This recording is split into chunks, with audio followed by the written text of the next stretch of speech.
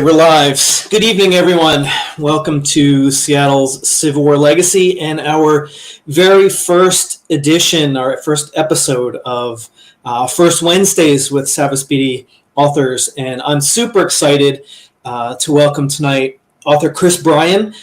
He just is releasing this week a book on the history of the 12th Corps between the Battle of Cedar Mountain and Antietam in 1862. So that's going to be the topic of our chat with Chris tonight, is about what he has researched and written about in this excellent new work. I've had the chance to read it, and it's a really wonderful book. So let's welcome Chris. So Chris, tell us a little about you, your background, how you get interested in Civil War military history, and then more specifically, how you came into working on this book and this project. Okay.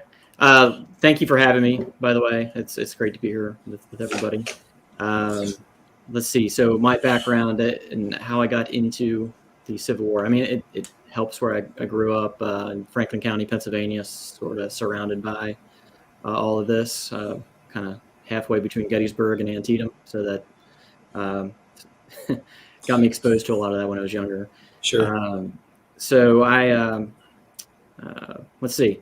So I was after college, I was a Navy pilot for 8 years, and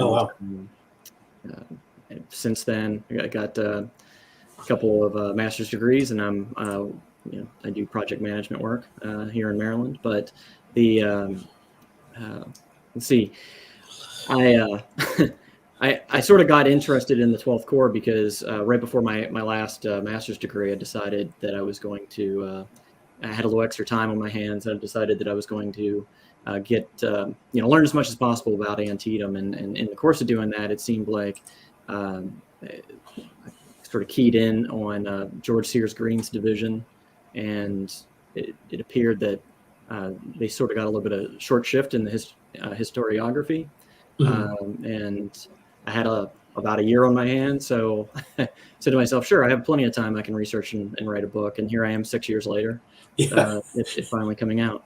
So, and it actually, the scope, if we have time later, maybe we talk about it, but sort of grew to what seemed really the most appropriate to tell the story, which is, at least to me, where we are here, which is, starts at the formation of the Corps back in June of 1862 and runs out to Antietam in September.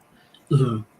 Well, the Corps level study is kind of an interesting thing because it's, we have so many great, detailed, overwhelming almost campaign studies that have come out in the last 10 or 20 years, and a lot of great soldier level, regimental level studies too. But a Corps it's an interesting chunk to bite off because there's so much to it, but yet it's also so specific too that it can, as a reader of reading the work, it straddles some interesting perspectives, I guess, on the battle. So that's what I really thought it was when I first heard of it. I'm like, wow, this is kind of captivating. There's not a lot of Corps level histories out there. I mean, there's some old First Corps, Fifth Corps books from the turn of the century or the 1880s or 90s, but not much lately that's on that kind of a scale. So I'd like to ask. We've mentioned the word Corps here about 50 times in the first 2 minutes. For our viewers who may not be familiar with the federal military's structure, what is a Corps? What's its size and how does it fit in? I know they're interchangeable puzzle pieces more so than we see in Confederate structure militarily. So what is, I guess in the briefest way, what is a Corps? What does that mean when someone says a Corps in the federal army? So it's the level below an army. Its size sort of varied. The 12th Corps was really small. Actually, compared to, say, the 2nd Corps or some of these other ones. They would be composed of divisions, which then had brigades and then regiments. Typically, you'd have 2 to 3 divisions, with each having 2 to 3 brigades usually, and each brigade would have somewhere between 3 and 5 regiments typically, maybe 6 sometimes. And so you can kind of gauge, start at the beginning of the war, 1,000 soldiers down to maybe 100 or 200 a little bit later on. And so to figure out the size there, what its purpose was, and the Corps idea started back in the late 18th century and into Napoleonic era, as a sort of independent unit that could move around. And it had all three combat arms in it, infantry, cavalry, artillery, and could basically fight a battle on its own, or link up with another corps and do that. So that was the idea. I mean, the corps in the Federal Army tended to be smaller than Confederate corps. I think maybe that's everything. Did I hit all the points you're looking for? Yeah, I think so. I think, and also I think it's important to note too that they did include all three branches of service between infantry, cavalry, and artillery. And I know the cavalry and artillery organization shifted a lot over the course of the war as far as how they were organized within divisions and so on. So, and of course, once you get into the battle, that somewhat falls apart, right? Because sure. At Antietam, you had artillery that was, within the narrative of this book, there's hardly any 12th Corps artillery operating at Antietam in conjunction with its infantry. Cawthron, Knapp's batteries did, but mostly looking at 1st and 2nd Corps artillery that are important to the narrative. Mm-hmm. Well, let's. So you mentioned that the Corps was established in June of 1862, the 12th Corps. So where the narrative of your book starts off with the lead up to the fight at Cedar Mountain, so why don't here I'll pull up a little map here. We can, not a little map, but a map, and we're looking at middle of July to the end of July of 1862, and this is essentially where your book starts. So why don't you kind of paint the picture of what's happening maybe holistically in Virginia here, because we have a lot happening between the Shenandoah Valley and the peninsula, but where we're located with Banks and Siegel, you can see on the map that we're going to follow these troops through the narrative of this book. What's going on where they're at? Why are they there at this time? And then maybe you can just kind of lead us through what happens from the point of this map onwards. All right. So you're looking at 3 Federal Corps on the map here, and they're the 3 corps that will make up the Army of Virginia starting June 26th, 1862. Backing up a step, these are the 3 units that were operating sort of independently of each other. They tried to coordinate occasionally, but not too well, in the Shenandoah Valley against Stonewall Jackson in May and June of early June 62. They all got beaten for the most part. There was Kernstown was an exception there, and then Jackson headed back to Richmond, and 7 days happened. In fact, the day that this corps formed was the second of those 7 days. That occurs. This corps is formed. They sort of slowly move around across the Blue Ridge and get into the positions where you see them here. Banks Corps, which is the 2nd Corps, Army of Virginia, shows up Little Washington in the July 17th through the 19th range. Last units show up around August 2nd. Actually, the much of the first chapter revolves around an event, this big review that occurs at Little Washington on July 28th, and we're introducing a lot of the characters, historical figures there. So the new commander of this army, Major General John Pope, came from operating out west successfully at Island Number 10, New Madrid, and I think a lot of folks are probably familiar with some of his bombastic reputation and some of the orders that he was issuing that aggravated Virginians for sure, and Robert E. Lee, but also a healthy chunk of his own army, although a lot of the enlisted men thought well of it early on. But he issued some orders to sort of draw these units in together. And he put Banks at Little Washington, Sigel, who had replaced John Fremont, his corps at Sperryville, and then Irvin McDowell. His two divisions are one's at Waterloo Bridge there, and the other one's at Fredericksburg. So at that time, what you see down at Gordonsville is not there. Jackson, two divisions under Stonewall Jackson, they are still at Richmond fighting the 7 days. Once that wraps up, Jackson, actually a little bit after that wraps up, Jackson heads to Gordonsville on July 14th. Don't think we have time to get into this little expedition that occurs around that time by John Hatch and Dudley Donnelly, who is Hatch is leading a cavalry outfit. Donnelly's leading sort of a demi brigade from the 12th Corps, the 2nd Corps Army of Virginia. And it doesn't go well. Pope is not happy. Hatch kind of fails in his task and then doesn't follow further orders after that. Pope relieves him to the benefit of the Union Army for the because his replacement is John Buford, who's pulled up from kind of staff duty and support duty, and puts him on the road towards Gettysburg and other good service leading up to that. So Jackson with his division and division under Richard Ewell show up in Gordonsville, actually the day Hatch is supposed to get there and destroy railroad lines.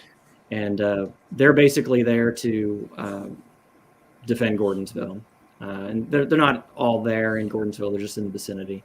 But it's a strategic location because the Virginia Central Railroad goes through there and the Orange and Alexandria Railroad go through there.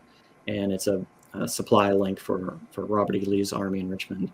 So the fact that you have these federal armies gathering just north of there is concerning. Now, Pope's intent is to be able to concentrate his forces within 24 hours and then either attack toward Gordonsville or towards the Confederate flank if they head up towards Fredericksburg. And what ends up happening, I guess you can go ahead and go to the next slide if you would. Okay, sure. The next map is they all start to converge beginning on August 6th. And so Pope starts moving. The rest of Banks' Corps, besides the one brigade that was by that time in Culpeper, and he also moves James Ricketts' division of Irvin McDowell's Corps. They start heading towards Culpeper, and Jackson begins moving his force the next day. Now, it doesn't really go very well for Jackson. A lot of people probably are aware of this too, but the heat is debilitating for both armies, but a miscommunication in orders slows Jackson's force down and causes them to make not very good time at all. So Pope's army is able to concentrate a little bit faster. Jackson's intent was to get to Culpeper. Of course, he never gets there. On August 8th, the 2nd Corps Brigade that was in Culpeper gets sent down to Cedar Run to link up with the Federal cavalry that had been kind of stalling and keeping an eye on Jackson's forces. It was advancing north, and then Banks' Corps shows up in Culpeper, and Ricketts heads to the south to Colvin Tavern.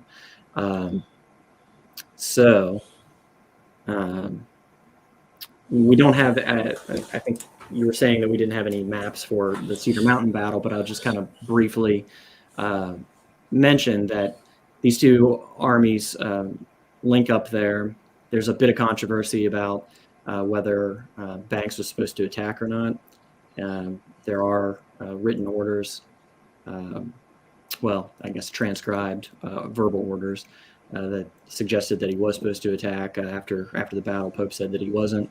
But what ends up happening is Banks attacks. He catches the jump on Jackson's left, which is deployed sort of awkwardly, and some key figures on the Confederate side are mortally wounded, and one brigade in Banks's corps basically rolls up 2.5 Confederate brigades, and so the Confederate left and center are hollowed out.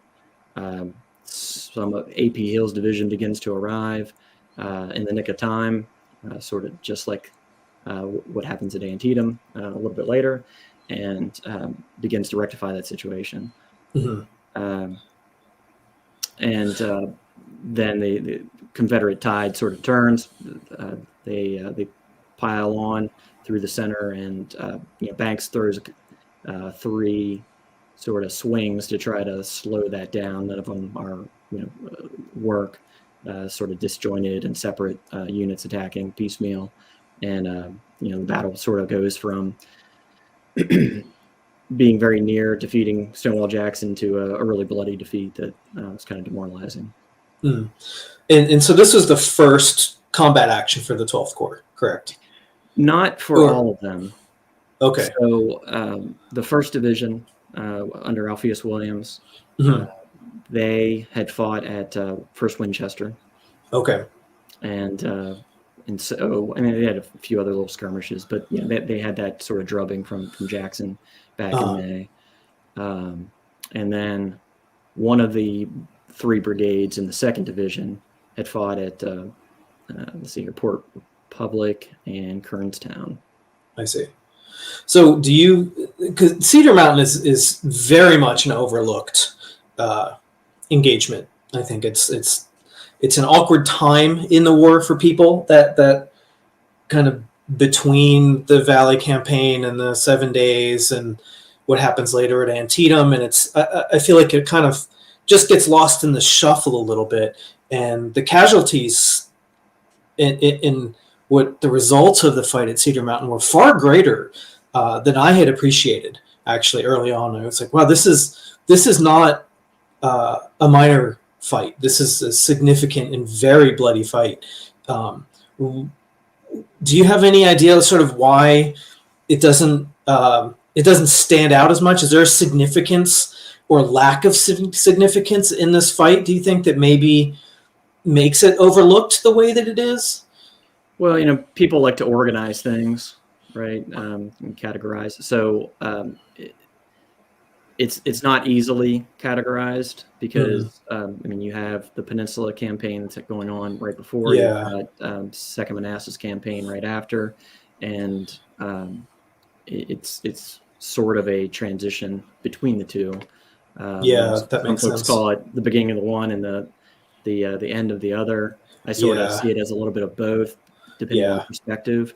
Because if you're Robert E. Lee, it's the tail end of the Peninsula campaign, right? Because you're sending Jackson out there to cover your rear in a sense while you still have your eyes on McClellan before he leaves. If you're John Pope, it may be a little bit mixed. I mean, you're starting out with McClellan on the Peninsula, but your narrative continues on, right, up to Second Manassas. So it really depends on perspective in my mind. Okay. Yeah, that makes sense. It really is a quite a ambiguous crossover of a lot of things. So when we wrap up this federal defeat, what turns into a federal defeat at Cedar Mountain, the next thing to come is, of course, Second Manassas. And I may be getting a little ahead on the map here, but I'm just going to pull it up anyway. So as the 12th Corps, we'll try and stay focused on that, I guess, as much as I can for you. They're leaving northward from Cedar Mountain. Are we in retreat? Are we in repositioning? Are we in sort of, as those corps had gathered at Culpeper prior to Cedar Mountain, are we resetting there? What leads into what happens next? And then, of course, you can just go right on through from there. But what's the state of affairs coming out of this bloody lip for the forces at Cedar Mountain? Right. So what happens immediately after is Pope manages to concentrate all three of these corps, right? And even some of Burnside's units start to move in his direction. And, once Stonewall Jackson catches wind of how Perhaps I concentrated. can go back. So if you want to refer to any geography Sure. here, this might be a better map. Yeah, and so they're still in the area of Cedar Mountain right after the battle. The Corps begin to concentrate there, and Jackson slips back away south of the Rapidan, and by the 13th or 14th of August, Pope moves much of that army down toward the Rapidan, and leaves the Second Corps, Banks Corps, back in Culpeper's reserve because they're basically wrecked, and you essentially have set up as if the battle never happened, because we had sort of a face-off across the Rapidan before. Just the army's a little bit closer now, and by the 14th, 15th, all of the forces that Robert E. Lee is going to be bringing west are there. He's there too, and he's hoping to get at Pope before McClellan's army, which he's now figured out is leaving the peninsula, makes it back up towards Alexandria, Aquia landing, and unites with Pope's army. So that's Lee's problem. He's got to get across the Rapidan, hopefully engage with Pope before Pope gets across the Rappahannock. His plans to move across the river on the 18th, that gets delayed, and fortuitously for Pope, John Buford catches a staffer for Jeb Stuart who's got some plans on his person, and Pope's able to figure out that Lee's about to be heading up there. He's also getting messages from Halleck cautious messages from Halleck as well, to not lose contact with Fredericksburg and so on. So he packs up his show on the 18th and moves northward out of Lee's reach. They get across the Rappahannock. We have a couple more maps in the book on that, and I do want to dwell on that for a moment because it's an episode, a 5-day episode that hardly ever gets covered. Sure. John Hennessey's great book covers it, and I provide some detail on it as well. But you have the standoff across the Rappahannock between the 21st and the 25th of August, before that flank march by Jackson, and it's constant cannonading. There's some incursions across the river both ways. A lot of really interesting little episodes that occur. You almost have you have a Confederate brigade cut off, trapped on the north side of the river, and they're very lucky to have not been captured or destroyed. It's a really interesting period. Some good details about what's going on with the soon-to-be 12th Corps as well. So. Yeah. So. And so from there, if you go to the next map, they're still in this standoff, and what Lee's been doing during these 5 days is sidling upriver, which is creating a problem for Pope because he needs to maintain contact downriver. And he's trying to decide. He's sort of in the throes of decision making. It's on several points about, okay, do I refuse my right and allow myself to stay connected downstream and possibly create the opportunity to go across the river myself and swing behind Lee's rear. And there's some weather episodes that frustrate that for both sides, actually. Lee's trying to find an empty ford to get across, and doesn't really have a lot of success with that, except that one time where the one brigade gets trapped north of the river.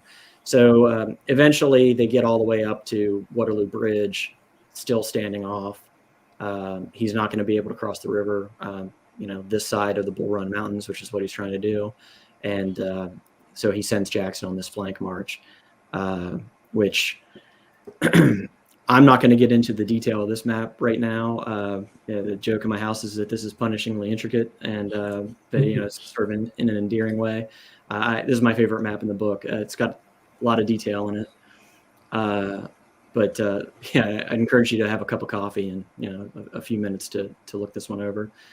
But it shows a lot of detail about like every day what's happening with Corps from 3 different armies. There's some Army of the Potomac units showing up by now too, and it's down to the division level in some cases.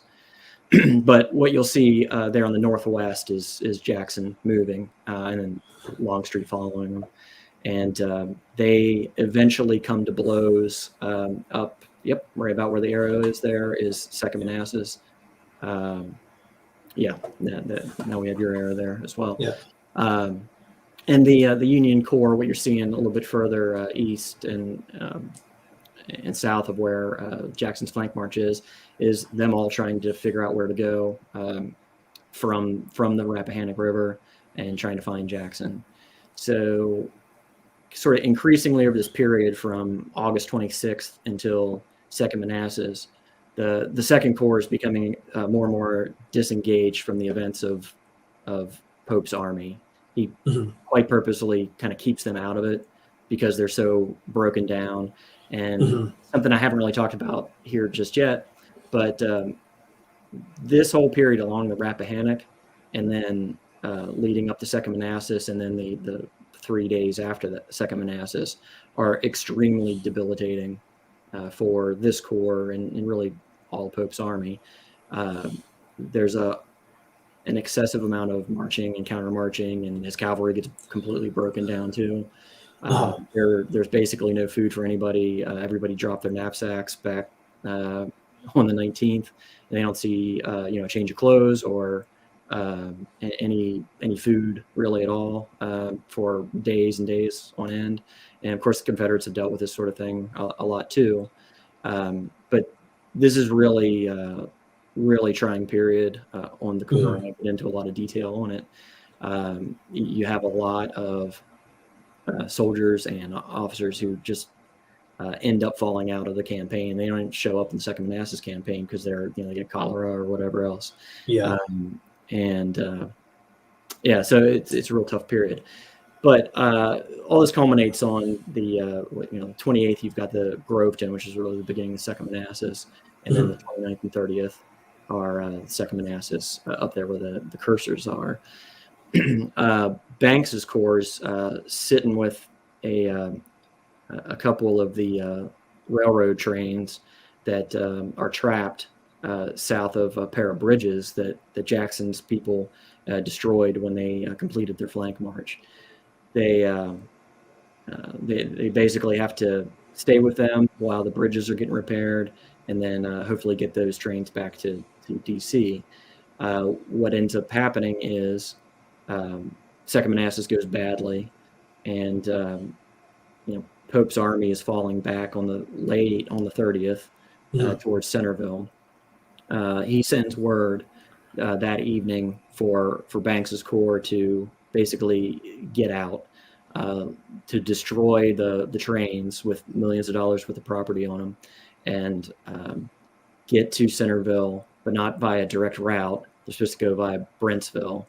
And actually, if you go to the next map, you'll see that a little more clearly. Okay. So down at the you see Banks there near the bottom. Here they have to jog to the southeast and then back up to Manassas Junction, and then continue north towards Centerville. And they don't get word of this actually until the next morning. So the subtext in that order from Pope is that you may be cut off from the rest of the army, and you have to kind of go this roundabout way in order to reunite. So this small corps that was not seen fit to fight in that battle is now potentially on its own with victorious Confederate army. So they're making very good pace to Brentsville after they blow up these trains. and then north. And some Confederate cavalry does come across them, get a few prisoners. But as it turned out, there was no real danger, although there could have been, because the Confederate infantry is actually swinging around the other flank to the north, and that culminates in the Battle of Chantilly on September 1st. The Second Corps, along with the rest of the Army, as you see, are then heading east, making pretty good time to get back to the forts that you see detailed over there on the far right. Although all these little dots over here are all the defenses of Washington. Yeah, and some of them that are called out in the narrative are listed there. One of the couple interesting things happen here. One of the brigades actually has to head back to let's see, Fairfax. They're told to go back to Fairfax, and it was unclear whether it was Fairfax Courthouse or Fairfax Station. They asked for clarification. And that's this here, the Gordon. Yeah, they're right. referring to. Okay. And the banks wouldn't give Gordon that clarification. He's like, well, go to one, and if it's not there, they're supposed to go secure supplies. If it's not there, then go to the other one. They're about 5 miles apart, and they're heading back towards the Confederate Army. And they get to near Fairfax Courthouse, and a bunch of Jeb Stuart's cavalry's there, and they eventually ignore that order and head back.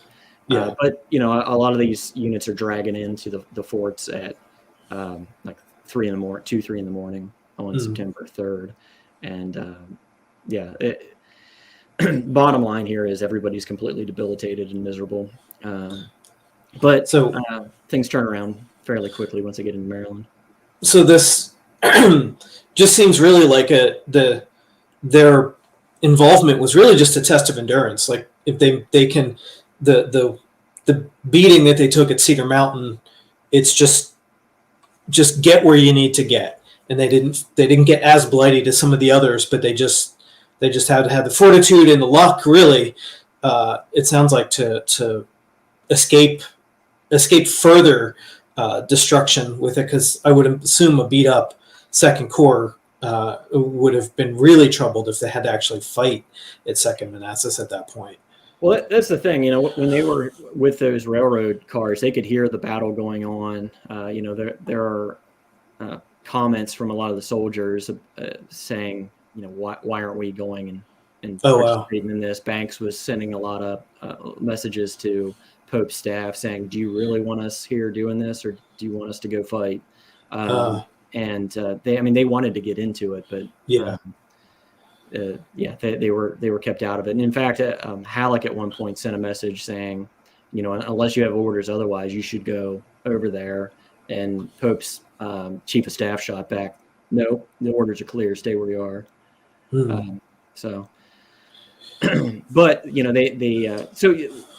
that's right. So that whole first part of the book is, the takeaway there is they were very roughly handled at Cedar Mountain, and then they had a period from August 20th until September 3rd that was just extremely debilitating and demoralizing, and so that sets the stage for going into the Maryland campaign. And things turn around right away. The organization, as everybody knows, McClellan turns that around very quickly.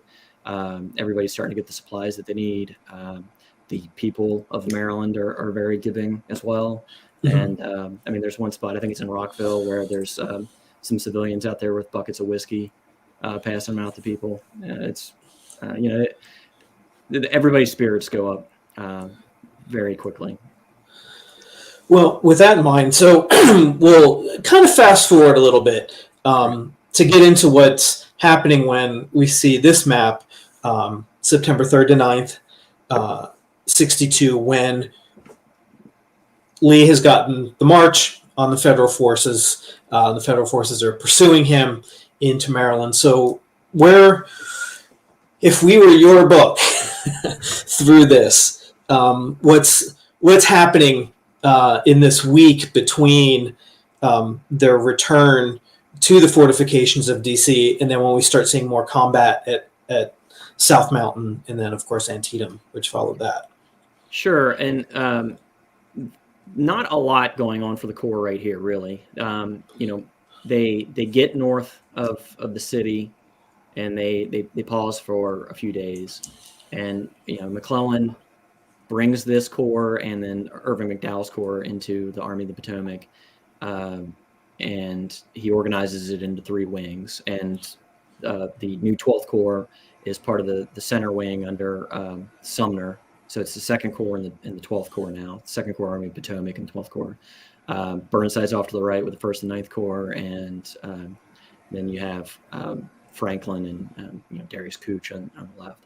So so that's where they are. They kind of you see that center line of the 3 off to the right, and that's them heading up towards Hyattsville, or Hightstown. So the interesting thing on this map, though, is the 28th Pennsylvania. And just about a dozen guys from the 28th Pennsylvania. They started out on September 1st on a special mission. So you had these picked guys that went, and their mission was to go out toward the southern end of the Catoctin Mountains at around Leesburg, and get behind, well, not necessarily behind the Confederate lines, but figure out where the Confederates are going. And they were ultimately successful, although the Signal Corps station on Sugarloaf Mountain was, figured it out faster.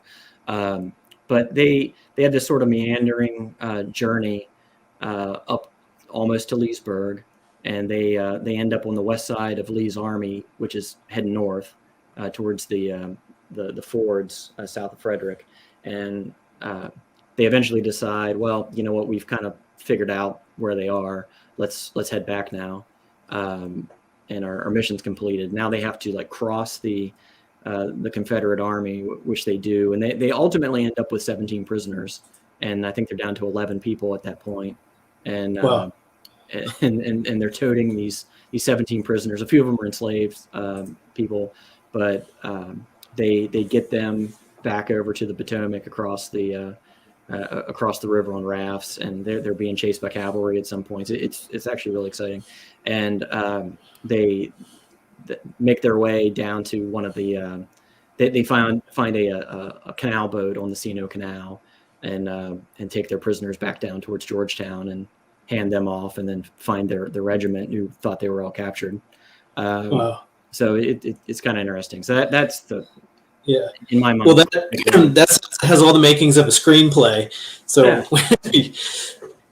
I like that kind of story. In the book, for anybody who's gonna read this, the book really covers that side, the smaller detail and the soldier level stuff really, really well for such a broad-based study too. So I think the fact that it's so rich with these kind of stories it makes it a nice read for sure. And the 28th Pennsylvania Detachment, and there's some others that you get into on a little bit of a level like this too, right? Where there's a couple sort of smaller groups, cavalry perhaps, that get into some things. I know when you were talking about the Rappahannock, the sort of standoff there with the back and forth, I know there's a lot of really captivating stories in that section of it too. And I'll just say in general that much of the narrative is going on at the brigade and regimental levels. Mm-hmm. That's kind of was the intent, and it's almost less of a unit history and more. I sort of look at it as a campaign history that follows a unit. Yeah, and so it's the details of the action of that corps, again at the regimental brigade level, and then its Confederate opponents and the other Federal units that are sort of in the nearby Federal units, right? So sure, yeah. So that's the kind of the detail that you'll see. Yeah.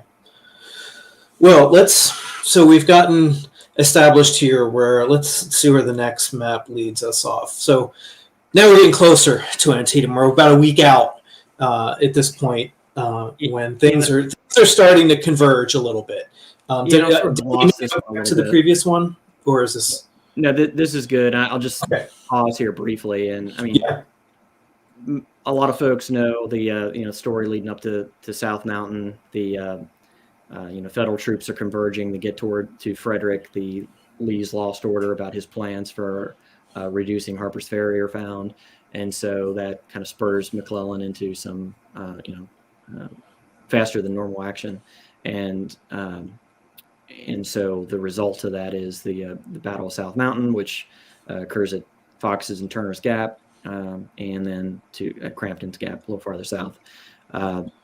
Doesn't keep Jackson from reducing Harper's Ferry. Once he does that, he starts reuniting with Lee's army, and those elements show up around Sharpsburg, joining Lee and Longstreet on the 16th, and then even on the 17th when Antietam occurs. Meanwhile, the federal armies converging on Sharpsburg as well. That's probably enough, I think, for this map. Okay. And we'll jump ahead here. So now we are the afternoon and evening, 10 p.m., the evening before really the Battle of Antietam. But there's plenty going on as these troops are arriving on the scene that's going to dictate what happens the next day. And the positioning of course, of the various corps is everything to the story as far as where they wind up in these super famous aspects of the battle that they do. So if you could kind of lead us through this map here, I'll expand this one a little bit because it's vertical, and give us a sense of what's going on over this overnight period that you have this map illustrating. Right. So earlier in the day on the 16th, McClellan sent Hooker's Corps, First Corps, across the creek by itself. And so the rest of the Army of the Potomac still on the eastern shore. Ultimately, in the Antietam Creek, just quickly, is here. It's a little hard to see on this computer map, but and this is the only sort of overview map of Antietam, so that everybody can see the all the way down to Burnside Bridge, which is at the time is the lower bridge. You'll see there a little bit south. Yeah, down here. Yep, right there. And then the rest of the maps are a little tighter on the action in the northeast or northwest portion of the battlefield. So I may wait until then to point out some of the geographical features. But sure. But late on the 16th, a portion of Hooker's Corps fights with some of Hood's men in around the East Woods, and not a lot of fighting, but there is some that occurs then. These are the positions that you see basically at the end of the day. The attack arrows that you're seeing are what happens to the next morning before the 12th Corps, now under Joseph Mansfield, arrives in position. What they had started to bivouac over near the Pry Mill, the Cost House. The night before, 10 o'clock, they get rousted and told, okay, well, you're going to head across the creek. So they cross at the upper bridge. A lot of sound and light discipline going on. And there's a kind of a light rain occurring. And they're kind of back and forth across the countryside because they're not really sure where they're going, and their guide doesn't really know either. They end up stopping at the Hoffman and Line Farms, which is at the very top of the map there, and they go down to sleep basically as they marched, and they're ready to go again next morning. That's the arrow that you see there. They're up before, so they got there about 2 o'clock in the morning, went to sleep for about 2.5, 3 hours, and then Hooker's fighting before the sun's up, and they're up ready to go and head out. Go ahead. I was going to say before, one quick question. What's the condition of these troops when they get there? Because there's such a mixed bag as far as at the federal troops in Antietam, with some that just they basically don't have any shoes, clothes. They haven't been fed. Well, the First Corps, of course, is notably undersupplied at this point in that section of the battlefield. So how are they fared? Are they rested and fed and well supplied, or are they still trying to like kind of get back into fighting like a prime fighting shape? They're still a little debilitated. I mean, I can say, just as an example, one of the brigade commanders is still suffering from the effects of the campaign and, that Pope's retreat, right? But on the whole, I would say they're physically doing better than they were, a week earlier. Yeah. Okay. Now that said, 12th Corps picked up 5 brand new regiments that were just showing up at, camp to get organized as Cedar Mountain was going on. So they basically know nothing. Some of them don't even know how to load the rifle yet. Wow. And so they don't know anything about drill. So they get thrown in, and they have a lot of those green units have the misfortune of being under a commander who doesn't really do a very good job at leading them either. And they get sort of thrown into sort of piecemeal and go do this by yourself. And it just doesn't go very well. But given the circumstances, they did, I think, creditably. I see. Well, let's take a look at what we got here. So we're in most of them. I think we have probably about 8 more maps or so. So just for your pacing of what we go through, we have a lot of these maps for you that go on these 30, 45 minute time intervals through this section of the book. And so this is 715. So, and I'm going to restrict myself to sort of the division level here, but Sure. the narrative is very much down at the regimental level. What you're seeing here is still, the tail end of the First Corps fighting, and then you're seeing the deployment of the 12th Corps, of the 1st Brigade that deploys for the 12th Corps. So, as far as geographical features, I think you're familiar, if you can kind of point out with your cursor. You got the cornfield, sort of center stage here, is where all the action's happening. And then you have the east, north, and west woods. So east woods are sort of over there. North woods is where Hooker sort of started from. Far. And then you've got the west woods, sort of where the Confederates are starting from. If you go a little further south. Oh yeah, here we go. Yeah, you got the Dunker Church in there. Yeah, in the church. Okay. Yep. And there's a lot. Actually, let's show the Dunker Church Plateau too. It's where the artillery is, just across the road, the Hagerstown Pike from. Oh, here.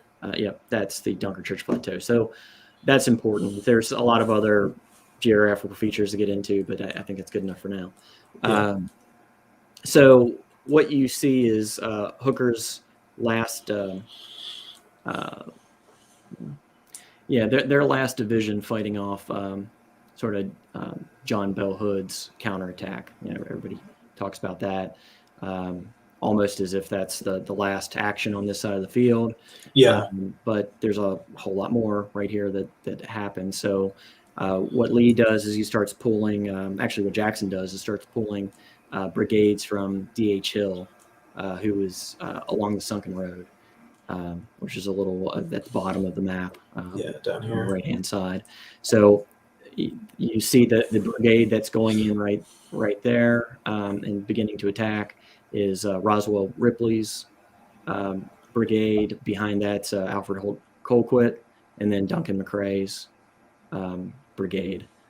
And those are the units that the 12th Corps fights initially.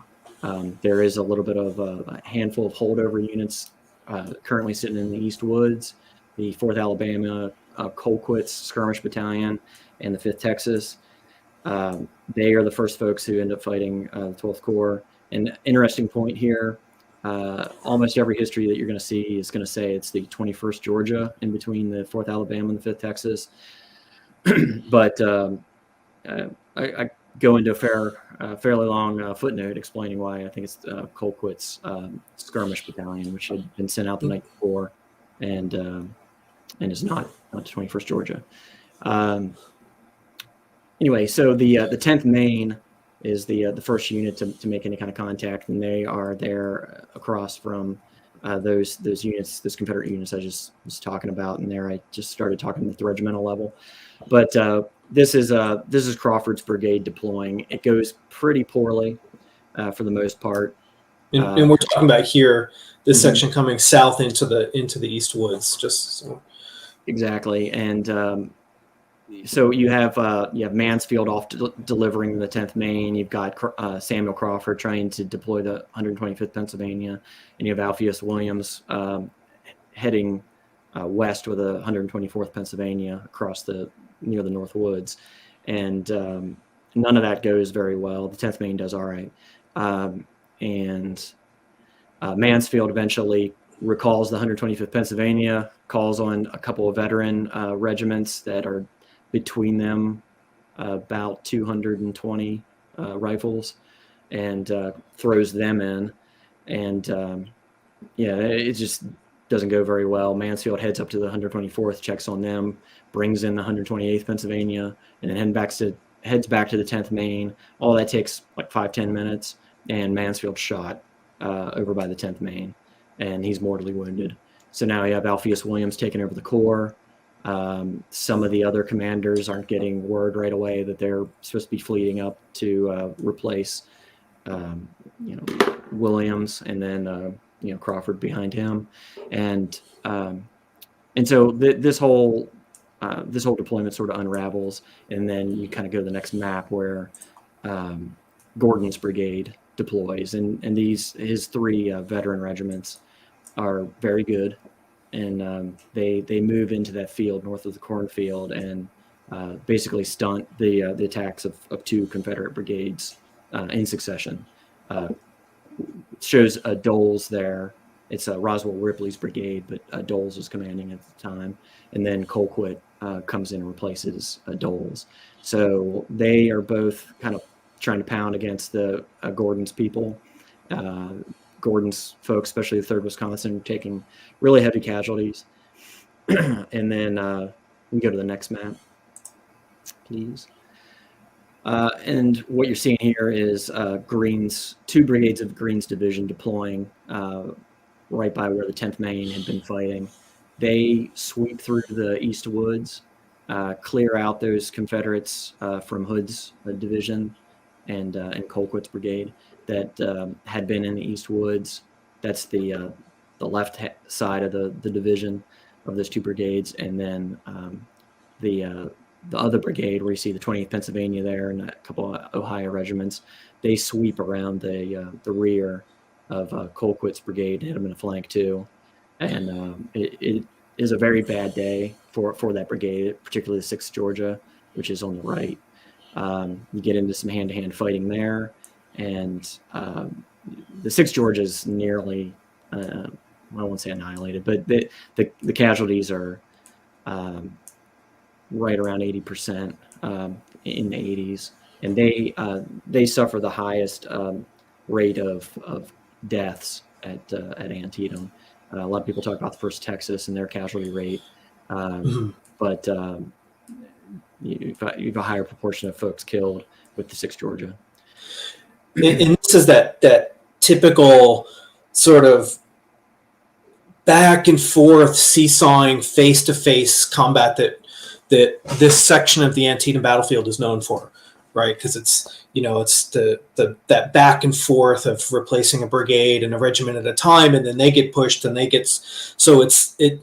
To me, when I look at these maps, what I feel is the chaos of that fighting, in how we see, you were just talking about how these guys sweep around Colquitt's right flank, but this is ground that's been fought over for 3 hours already with extremely heavy casualties back and forth. And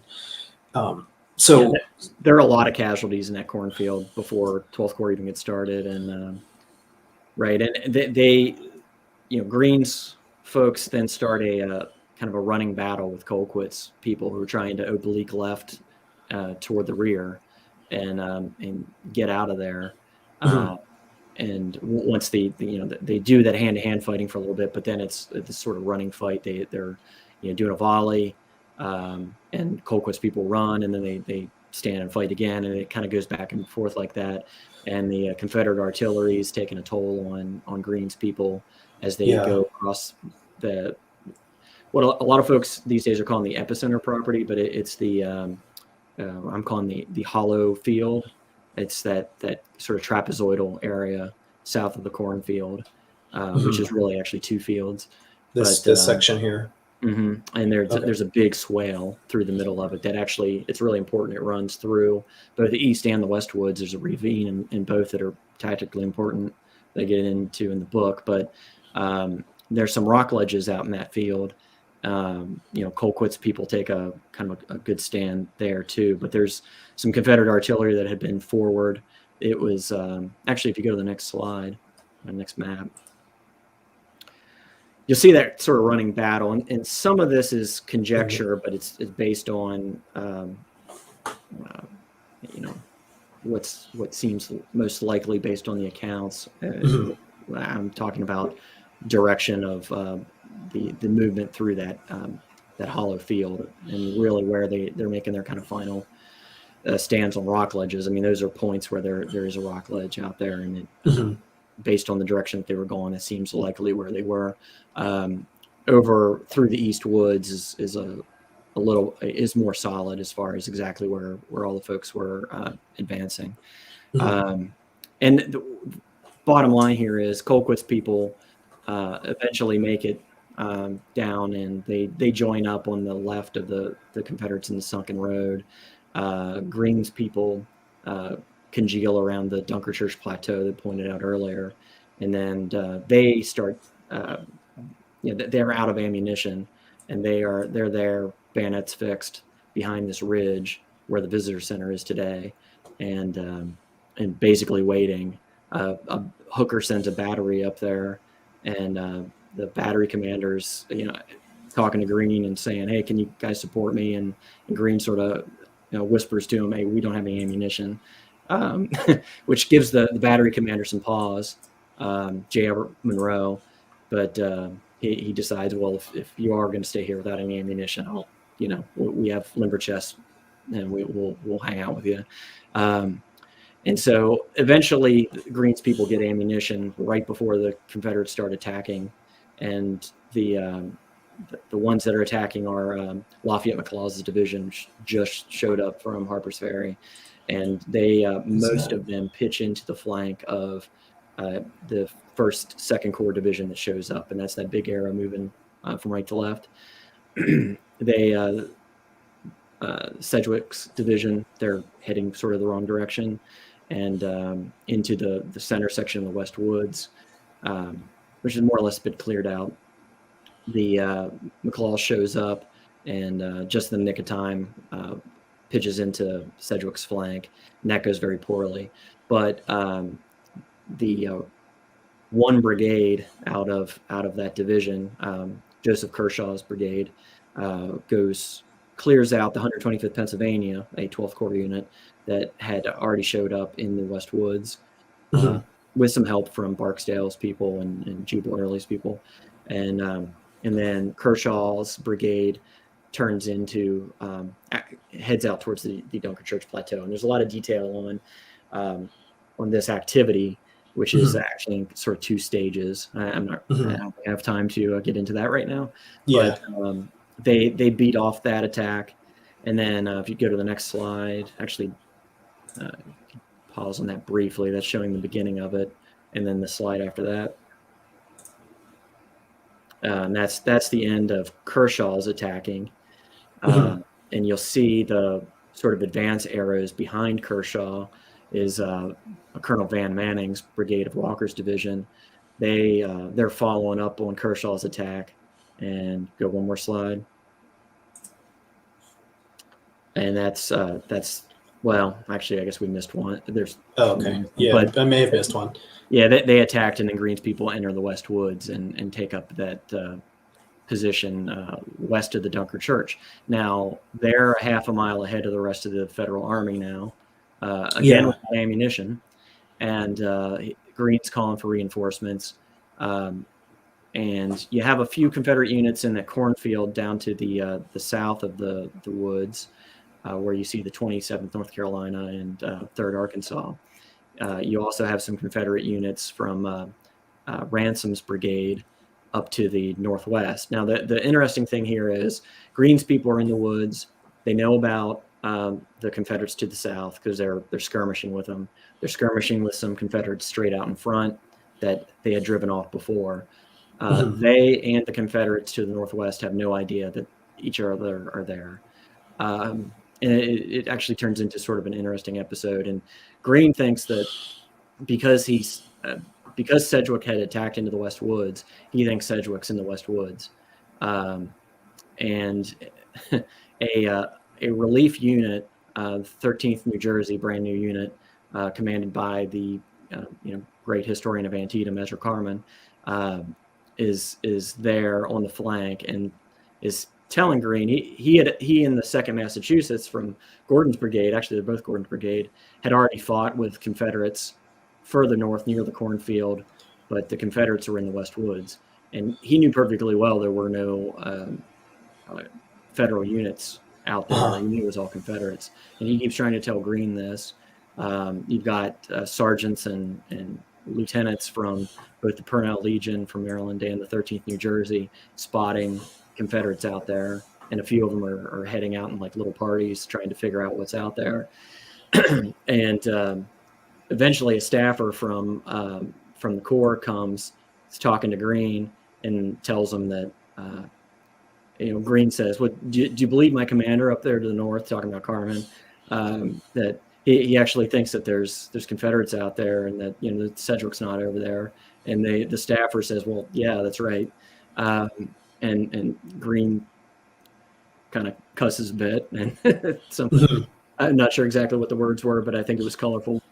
And he now races back to try to get even more reinforcements. And before he comes back, both of these Confederate wings, completely uncoordinated, end up attacking this salient, and the two wings of it fold. And the 28th Pennsylvania does a kind of a fighting retreat. Most everybody's sort of skedaddling at this point, though, and that's kind of how it ends up.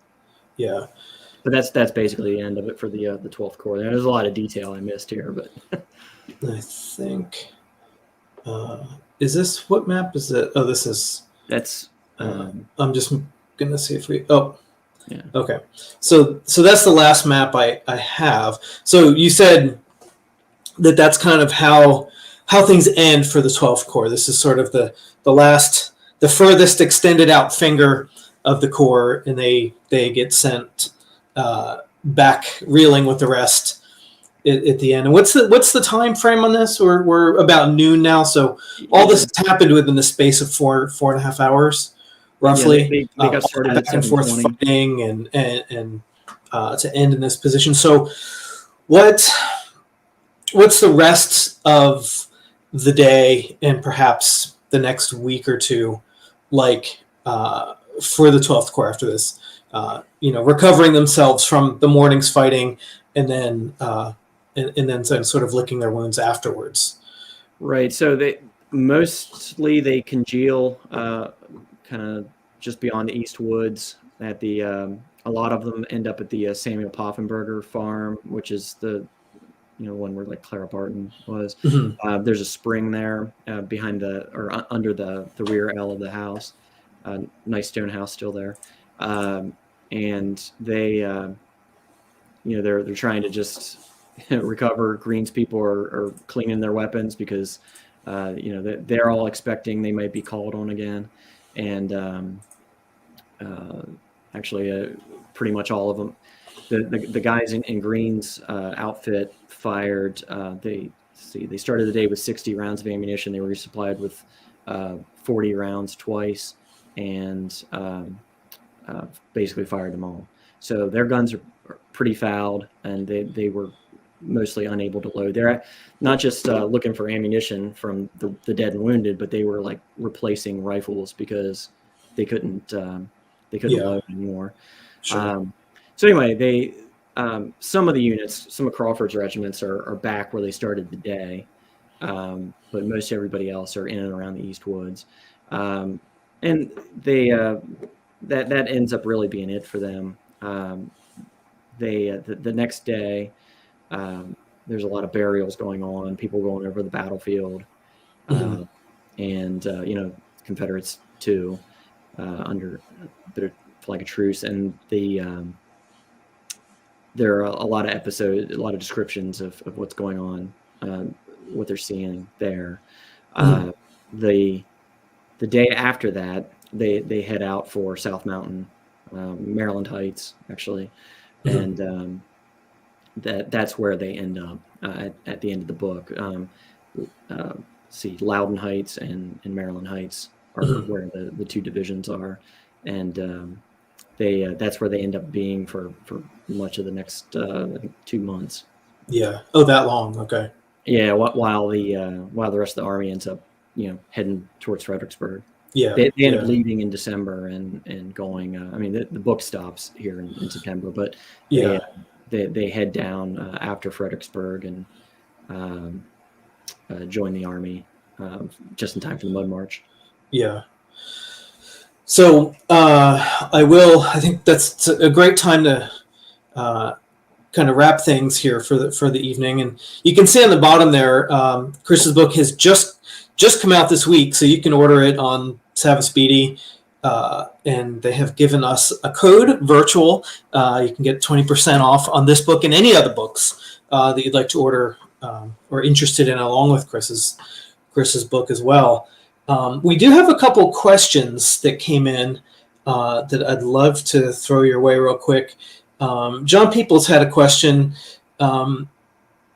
If you were to be a movie producer for a historically accurate book fiction based around the 12th Corps story, what would you really insist that they got in to the story, into the movie, and what would you need them to keep out? So I guess that's like, what's something that you really, really care about, and what's something that you would really like to just a myth that you would like to see go away about the 12th Corps?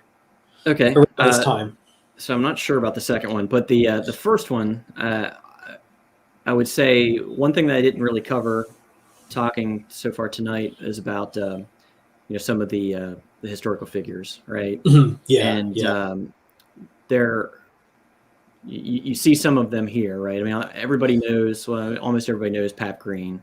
The other three guys there, I bet hardly anybody could tell me who they are, and that's normal to me, right? Because they're very unknown figures. Sure. But you've got a couple of dark horses there that would make an interesting story, and the evolution of our perspective of those figures over the course of the book is interesting. Because and from the perspective of their soldiers too. And then you've got, there's another historical figure who did not make the cover, and there's reason for that. But he's probably the most famous guy in the book, other than Nathaniel Banks.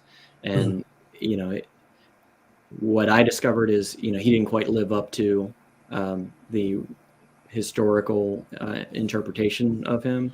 And I see. He's a bit of a self-promoter, and I think that's perpetuated itself over the years. Yeah, well, that's definitely a sufficient answer for the second half of the question. Yeah, sure. For sure. Okay. So now the next big question, because when anybody thinks about Corps and Corps commanders, Corps significant greatest achievements, biggest losses, all that, it's all about Gettysburg, right? So, yeah, I mean, just in popular interest, I guess, in the Army of the Potomac, you can't skirt Gettysburg. 12th Corps, of course, 1st, 11th, 2nd, 5th, the 3rd has its most infamous moment at Gettysburg. The 12th, again, kind of, they sort of slide under the radar just a little bit more than some of the more famous names. So do you have intention or maybe anything in progress already to follow this up with another study or what else? What's next after this one gets sold out and gets reprinted 3 or 4 times because everybody loves it? What are we going to follow it up with? Right. So I have started research on a follow-up volume, so the intent there is that it would cover Chancellorsville. I mean, the period before that. Okay. 1 March, like I said, Yeah. Chancellorsville, and then through Gettysburg, and then the draft riots, actually, because some of the regiments were amongst those that went up to deal with that. Yeah. And then the closing out the period in the East. So to your point, they most famous. The 12th Corps is probably most famous for their time on Culp's Hill. Yeah. And which gets outshined by Little Round Top. And sure, Culp's Hill's getting popular again. They cleaned it up. We got a couple books. It's seeing a lot. Maybe it'll be a good time for you in a year or two to drop something Culp's Hill focused. Now, because people won't be able to go to Round Top next year, so they'll have to go to Culp's Hill, and they're going to have to learn about the 12th Corps. And I mean, the fighting at Chancellorsville is I'm actually even more excited about researching and writing the Chancellorsville piece because they in the 3rd Corps did the heaviest fighting at Chancellorsville for the most part, and completely under the radar, right? Yeah, at the 12th Corps anyway.